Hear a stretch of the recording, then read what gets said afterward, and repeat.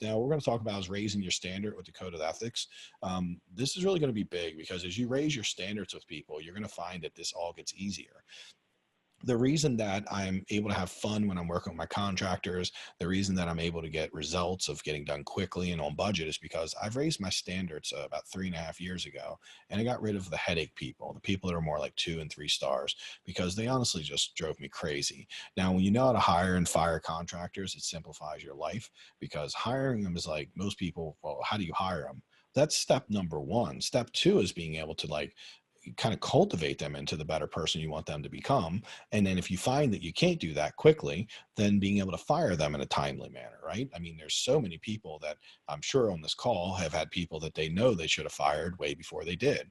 And when you start to create abundance through your contractor funnel by doing everything through a funnel, understanding your standardized pricing, knowing exactly what you should pay, well, you start to create a higher standard that you can live by.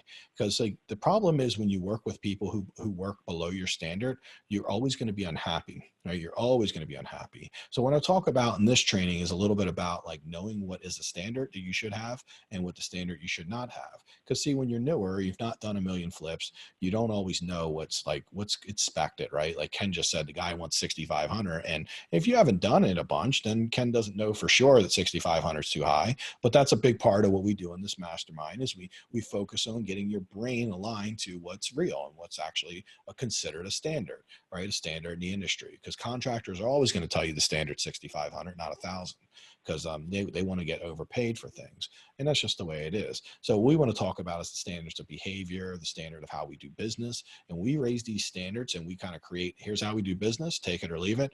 Like the right people will find their way through and they'll work with us, and the wrong people will naturally get disqualified. So your job is not to get too butthurt when the people get disqualified, because a lot of times that disqualification comes as a rejection. So when Ken was just saying that a guy is giving him a heated battle, well, that kind of feels like rejection. It feels confrontational. So a lot of times if people are telling us we're wrong, they're kind of rejecting us. They're kind of telling us like, that actually creates a lot of anxiety. It creates a lot of like, oh, I don't feel like doing this anymore. So what we do is we always want to create a very high standard through running our code, contractor funnel. We want to weed people out with our advertisement. We only want to work with people who live up to our standards.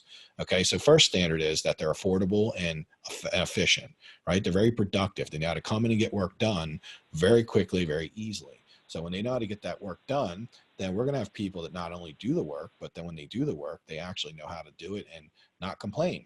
Like, see, when you hire a high level person and know how to be productive, they come in and knock it out. They do it with a smile. And then they ask, hey, do you got more work? This was great. Thank you. Right? They're like, thank you, high five. I appreciate working for you.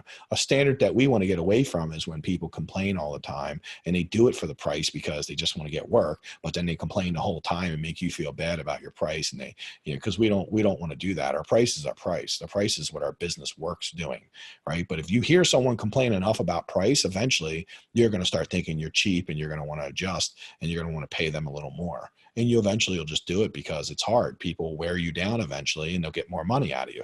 And we cannot afford to do that if we want to maintain our competitive edge. So if we want to stay competitive against other people who are not giving into their contractors, then we got to make sure we stand up and we create standards. And the best way to do that is being abundant.